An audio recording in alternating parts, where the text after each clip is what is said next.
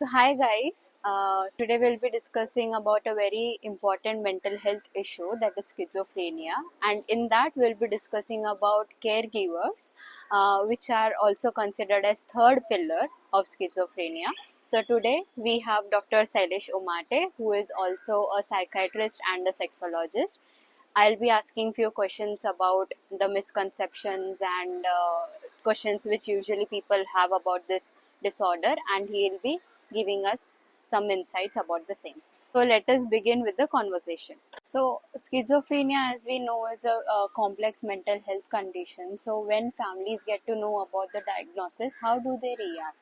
ये बहुत इम्पोर्टेंट सवाल है कि जब भी किसी व्यक्ति को स्किज़ोफ्रेनिया का डायग्नोसिस हम देते हैं, उस टाइम पे फैमिली जो हमारे सामने आई होती है काफ़ी शॉक और डिसबिलीफ में रहती है।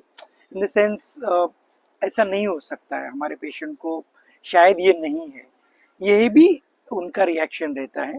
और कभी कभी वो सोचते हैं कि शायद ये सिर्फ किसी और चीज़ की वजह से ऐसे सिम्टम्स इसमें आए रहेंगे। शायद इसने सोया नहीं है बहुत दिनों से या ये बहुत ज़्यादा काम कर रहा था, काम का स्ट्रेस ज़्यादा है, या इसका लाइफस्टाइल खराब है, या थोड़ा ये लेजी हो गया है।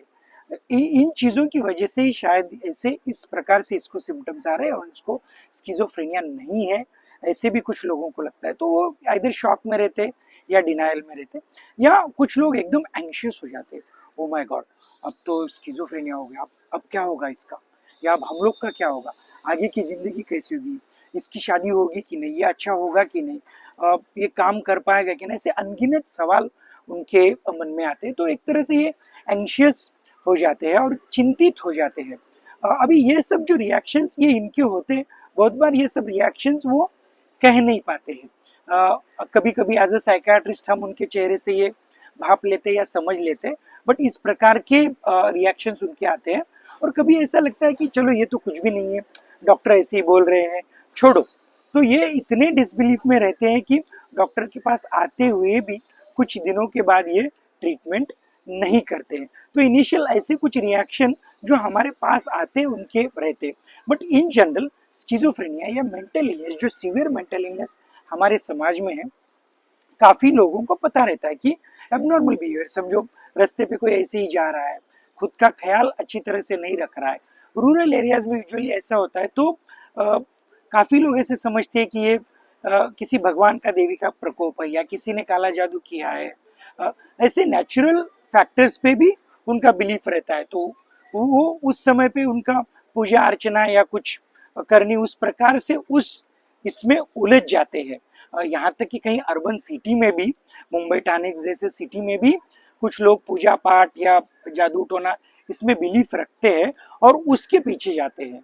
तो ये क्या होता है कि ये एक बीमारी है, इसका इलाज हो सकता है, ये एजुकेशन तक नहीं आते, because of culture, because of many things, या किसी ने कुछ कहा है उस हिसाब से ये अपना रिएक्शन देते हैं। और इनमें से क्या होता है कि ये सब रिएक्शन आने की वजह से एक गंभीर मानसिक बीमारी है, इसका एक्सेप्टेंस इनमें नहीं आता है। What are some common reasons why caregivers might struggle to understand or deal with or accept the illness? Schizophrenia के बारे में इन पर्टिकुलर और मेंटल हेल्थ इशू के बारे में इन जनरल हमारे समाज में काफ़ी मिसकंसेप्शन है, काफ़ी स्टिग्मा है। तो अपने फैमिली में किसी को किसी भी प्रकार का मेंटल इलनेस है और उनमें से किसी को स्किज़ोफ्रेनिया है, ज़्यादातर लोगों को स्किज़ोफ्रेनिया के बारे में यही कहीं सुन सुन के पता होता है। तो अगर ये ऐसा डायग्नोसिस आ रहा है, अगर ऐसी बीमारी ऐसा पता चल रहा है, तो सबसे पहले स्टिग्मा फैमिलीज को ऐसे लगता है कि लोग क्या कहेंगे, लोग क्या सोचेंगे, हमारे फैमिली के बारे में लोग क्या कहेंगे, हम लोग को लोग नीचा देखेंगे, इस प्रकार की एक मानसिकता उनकी होती है। तो समाज में इसमें स्टिग्मा होने के कारण से काफ़ी सारे फैमिली ऐसे एक डायग्नोसिस या बीमारी होते हुए भी इसको छुपाने की कोशिश करते हैं, और ये छुपाने की वजह से इनके ट्रीटमेंट भी नहीं करते हैं। तो एक स्टिग्मा होने की वजह से काफ़ी डिनायल इनमें आता है। और दूसरा ऐसे होता है कि काफ़ी लोग इसके बारे में एजुकेट नहीं होते, मतलब बीमारी है, दिखते हैं, काफ़ी पेशेंट भी ये देखते हैं, बट ये बहुत बार किसी न किसी और चीज़ों की वजह से ये बीमारी हो चुकी है ऐसे लगते हैं। या तो किसी ने करने किया, जादू किया, या कम नसीबी है, हमारा नसीब ही अच्छा नहीं है, या किसी भगवान का प्रकोप हो गया। इसी प्रकार से कुछ न कुछ रीजंस जो एक्चुअली साइंटिफिक नहीं है, नेचुरल रीजंस, अननेचुरल रीजंस ऐसे उनको लगते हैं। फिर अगर ये ऐसे होता है तो ट्रीटमेंट सीख नहीं करते, इसके लिए वो डिनायल में रहते हैं। और तीसरा बहुत इम्पॉर्टेंट चीज़ ये है कि ये बीमारी के बारे में उनको एक्चुअली अवेयरनेस नहीं है। मतलब बीमारी है ये मालूम होना, और बीमारी क्यों होती है, कैसे होती है, इसका सिम्टम्स क्या है, इसमें से कैसे पेशेंट को बाहर लाना है, इसका ट्रीटमेंट क्या है, इस प्रकार का जो एजुकेशन है ये उनको पता नहीं रहता है। और कई बार ये लोग को मिस गाइडेंस मिलता है, बिकॉज हम हमारी कल्चरल बिलीफ से कुछ फेथ हीलर्स होते हैं, और लोग फेथ हीलर्स के पास जाते हैं, उनको भी ये बीमारी होती है ऐसा पता नहीं चलता है। फिर वो rather than taking treatment, faith healing part, पूजा अर्चना, इसमें लग जाते हैं, तो मिस इन्फॉर्मेशन भी मिलती है। मतलब करेक्ट इन्फॉर्मेशन नहीं होना एक बात है, और मिस इन्फॉर्मेशन होना एक अलग बात है। तो मिस इन्फॉर्मेशन होती है, और उसके साथ ही इनको ऐसे चिंता लगती है कि अरे बाप रे, अगर ये बीमारी हुई तो ये समाज में कैसे रहेगा, ये नौकरी कर पाएगा कि नहीं, इसका शादी होएगा कि नहीं, ये कुछ कमा पाएगा कि नहीं, खुद का ख्याल रख पाएगा कि नहीं। ऐसे अनगिनत सवाल फैमिली मेंबर्स के पास आते हैं, और ये सवाल आने के बाद इनमें से उनको कोई रास्ता नहीं दिखता है, कोई आंसर्स इनको पर्टिकुलरली नहीं मिलते हैं। तो because of all this reasons वो एक डिनायल में चले जाते हैं, शेल में चले जाते हैं, और इसको या तो वो सोचना नहीं चाहते, या तो कारपेट के अंदर ऐसे रख देते कि ठीक है देख लेंगे आगे, इसका जो होना है वो आगे करेंगे हम। या तो फिर ये भी मिसकंसेप्शन है कि इसकी शादी करवा दो और इससे ये ठीक हो जाएगा। ऐसे भी कुछ मैंने केसेस देखे हैं, बिकॉज ऑफ मिसकंसेप्शन शादी हो चुकी है, पेशेंट सुधरने का नाम नहीं ले रहा है, और उनका स्टिग्मा ज्यादा बढ़ गया है, लोग उनको कुछ ना कुछ और कह रहे हैं, और वो डिनाइल में जा रहे हैं। तो ऐसे साइंटिफिक सपोर्ट नहीं लेने की वजह से, इंपॉर्टेंटली एजुकेशन नहीं लेने की वजह से ये सब मिसकंसेप्शन होता है, और इनमें से क्या होता है कि पेशेंट की हालत और कंडीशन बिगड़ती जाती है। कुछ लोगों को ये भी मिसकंसेप्शन होता है कि ये बीमारी में अभी बीमार है, कुछ दिन के बाद अपने आप ठीक हो जाएगा, या हम लोग सब इतना प्यार देंगे कि ये एकदम अच्छा हो जाएगा। ऐसे भी मिसकंसेप्शंस होते हैं, बट ये बीमारी है, बीमारी से उभरने के लिए ट्रीटमेंट और दवा गोली की जरूरत रहती है। कुछ कुछ फैमिलीज, कुछ रिलेटिव्स बहुत दुखी हो जाते हैं, उनको ऐसा लगता है कि उनके ही कुछ कमी की वजह से, उनके अपब्रिंगिंग की कमी की वजह से ये बीमारी आ चुकी है। ऐसे मिसकंसेप्शन में रहते, कुछ लोग बहुत गुस्सा हो जाते हैं, चिड़चिड़ हो जाते हैं कि ऐसे कैसे आ गया, क्यों हो गया ऐसे, इसका रीजन क्या है। या फिर उनमें से because then they try to blame somebody else in the family, फिर फैमिली में ही उनका झगड़ा या ऐसे हो सकता है, या तो पेरेंट को ब्लेम करेंगे, मम्मी को ब्लेम करेंगे, फादर को ब्लेम करेंगे, ऐसे कुछ ब्लेम, एंगर, गुस्सा ऐसे भी हो जाते हैं। कुछ फैमिलीज ऐसा चाहती है कि अगर ये ऐसे तकलीफ हो रही है, इसको अभी के अभी तुरंत कुछ ना कुछ इलाज करके जल्द से जल्द अच्छा कर दो, मतलब हमारा पेशेंट 2 दिन में एकदम ठीक होना चाहिए, तीसरे दिन काम पे आना चाहिए। इस प्रकार के रिएक्शन से भी पीछे आ जाते। तो वेरिड, हर फैमिली एक अलग अलग रिएक्शन देती है, और इस अलग अलग रिएक्शन की बहुत अहमियत इसके लिए है कि अगर ये रिएक्शन इनकी टाइम पे कंट्रोल में नहीं आती है तो उसका इम्पैक्ट इसके प्रोग्नोसिस पे हो सकता है। How does denial impact patient's treatment and recovery? Family members ये बीमारी को एक्सेप्ट नहीं करने की वजह से उसके पेशेंट के ऊपर काफ़ी परिणाम होते हैं। हाल ही में एक female, 23 years old female, severely disorganise features, और साथ में मैटरिंग, जेस्टिकुलेटिंग, काम भी नहीं कर पा रही थी, एकदम सीवियर कंडीशन में थी, और उसको हमने एडमिट किया था because she was severe. But the family, the brother and the rest of the family वे आर नॉट एक्सेप्टिंग। एक दिन रखने के बाद उसका कंडीशन अच्छे नहीं होते हुए भी उसको डिस्चार्ज लेके गए। फिर वो एक दिन के बाद ओपीडी में भी आ चुके थे। The brother was telling me, मेरे फैमिली मेंबर्स कोई एक्सेप्ट ही नहीं कर रहा है कि इसको कोई बीमारी है, एंड हमारे सामने ही वो इतनी डिसऑर्गेनाइज थी, अनाप शनाप बक रही थी, एक जगह बैठ नहीं रही थी, सोशल सिचुएशंस को उसका पता नहीं था। ऐसे हमारे सामने लक्षण दिखते हुए भी उसकी फैमिली एक्सेप्ट नहीं कर रही थी, ब्रदर भी एक्सेप्ट नहीं कर रहा था। उनकी सोच ऐसे हो रही थी कि पता नहीं ये कहीं भूत प्रेत या कुछ और कुछ हो गया है। और इस वजह से क्या हुआ कि उसका ट्रीटमेंट भी उन्होंने रोक दिया और उसको घर पे लेके गए। तो क्या होता है कि अगर फैमिली मेंबर एक्सेप्ट नहीं करते हैं तो डॉक्टर के पास आने के लिए बहुत देर होती है। सो वंस ये देर बढ़ती है तो उतना पेशेंट का बीमारी बढ़ता है।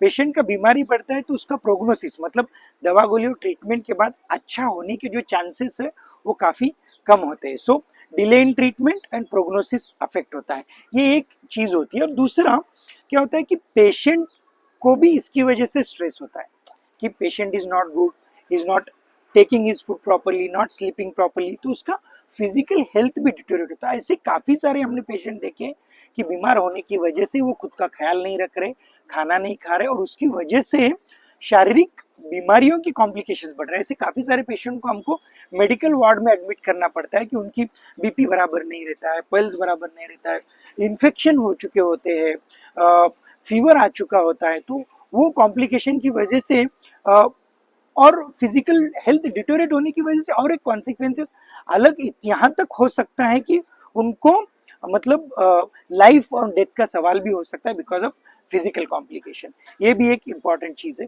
दूसरा क्या होता है कि वैसे ही स्पॉन्टेनियसली पेशेंट रिकवर तो होने वाला नहीं है, फिर ये पेशेंट कैसे रिकवर होएगा, क्या होगा, इसका एक बर्डन फैमिली मेंबर के ऊपर रहता है और वो बर्डन कंटिन्यूस रहता है। और उसकी वजह से क्या होता है कि they become frustrated, they become angry, resentment कि क्या चल रहा है। फिर क्या होता है कि एक दूसरे के ऊपर ब्लेम होना, घर में इन्वायरमेंट अच्छा नहीं रहना, काफ़ी झगड़े होना पेशेंट की वजह से। कभी कभी इतने डिनाइल में रहते हैं कि अगर बच्चा पेशेंट है तो father will not accept it and will criticise the mother right, left and center. You are responsible for this. Because of you only this illness has happened. Or sometimes other family members get criticized. So उनका emotional health भी अच्छा नहीं होता है। सो ये होता है, वो गुस्सा होते, वो चिड़चिड़े होते, ये भी डिनाइल की वजह से एक इम्पैक्ट होता है। और इन सब में क्या होता है कि एक बर्डन पूरे फैमिली के ऊपर आता है। एंड मोस्ट इंपॉर्टेंटली क्या होता है, because they are caring one patient in the family, their social interaction मतलब उनका interaction with the neighbours, relatives, family member से कम हो जाता है। ऐसे भी कुछ फैमिली हमने देखी कि बिकॉज घर में पेशेंट है तो सोशल सिचुएशन में ये जा ही नहीं रहे। सो कोई एक केयर गिवर या काफ़ी सारे फैमिली सोशल सिचुएशंस में नहीं जा रहे, किसी के साथ इंटरेक्ट नहीं कर रहे, वो आइसोलेट होते जा रहे, ऐसा भी होता है। और बिकॉज वो एक्सेप्ट नहीं कर रहे हैं तो कभी कभी ट्रीटमेंट शुरू होता है बट ट्रीटमेंट में अडेयर नहीं होती, इन द सेंस कि पेशेंट प्रॉपरली ट्रीटमेंट लेना, दवा गोली लेना, फॉलोअप करना नहीं करता है because family member is again in denial. थोड़ा दवा लेने के बाद पेशेंट ठीक हो गया, दवाई बंद कर दिया, उनको ऐसा लगता है कि अभी ये अच्छा हो गया है। तो ये भी एक कॉन्सिक्वेंसेस होता है और पेशेंट जैसे ही दवाई बंद करता है तो रिलैप्स होने के चांसेस होते हैं। So because family members in denial इतने सारे कॉन्सिक्वेंसेस हो सकते हैं। What steps can help caregivers move from denial to acceptance? हाँ, this is very important Disha. Now we have seen कि ये इतने डिनाइल में होते हैं, उसका इम्पैक्ट क्या होता है, but as a mental health profession it is our job to make them from denial to acceptance कैसे आना चाहिए। तो मोस्ट इम्पॉर्टेंट अपन ने ये सब डिनाइल क्यों होता है, तो either it is a stigma और there lack of education about this. Many of the people जो मैंने अभी प्रैक्टिस में ये देखा है कि after 4-5 years when they consulted and they and I mean told me in disbelief कि डॉक्टर साहब हमको पता ही नहीं था कि इसके लिए दवा गोली होती है और दवा गोली लेने से पेशेंट अच्छा होता है, ये पता ही नहीं था। So most important thing is education, psycho education of the families, very importantly. Now psycho education में हम क्या करते हैं कि ये बीमारी क्या है, कैसे होती है, इसके सिम्टम्स क्या होते हैं, इसका ट्रीटमेंट लेने से क्या होता है, कितना क्वालिटी ऑफ लाइफ सुधरता है, ये हमको बोलना जरूरी होता है। But most of the time सिर्फ बोल के भी उनका इम्पैक्ट नहीं होता है। But if these people meet to a family जिसका एक सेम पेशेंट है, सफरिंग फ्रॉम स्किजोफ्रेनिया, और वो आज अच्छी पोजीशन में है, अच्छा है, उस फैमिली को अगर ये फैमिली मिलती है तो उसका काफ़ी इम्पैक्ट होता है। सो इसके लिए तो ये support groups, care givers group हम लेते हैं। तो ये support groups, care givers group पे ये फैमिली को अटेंड करना चाहिए ताकि ये समझ सकते हैं कि दूसरे पेशेंट कितने अच्छे हो रहे हैं और फैमिली उस पेशेंट से कैसे इंटरेक्ट करती है। तो ये इंपॉर्टेंट है। तो सबसे पहले कि education about the patient, second they have to find out the caregivers groups of schizophrenia where they can attend and meet the people जो उनके जैसे हैं, मतलब उनके फैमिली में जैसा पेशेंट है उन लोगों को वो मिलना जरूरी होता है। तो इतना होते हुए भी हर एक पेशेंट यूनिक रहता है। फैमिली में भी उनसे नॉलेज आने के बाद some patient have some unique symptoms and unique characteristics or a personality. So in that terms this family can take help of the treating doctor. उनके साथ ऑनेस्ट कम्युनिकेशन करना, उनके साथ डेवलप करना कि हमारा पेशेंट का कंडीशन कैसा है, वो कैसे बिहेव करता है, उसका क्या चीज़ है, और what ever doubts they have they can one to one communicate with the doctor, take doctor's time, take the counselor's time, and one to one communicate many misconceptions about them. So what is stopping them from taking treatment?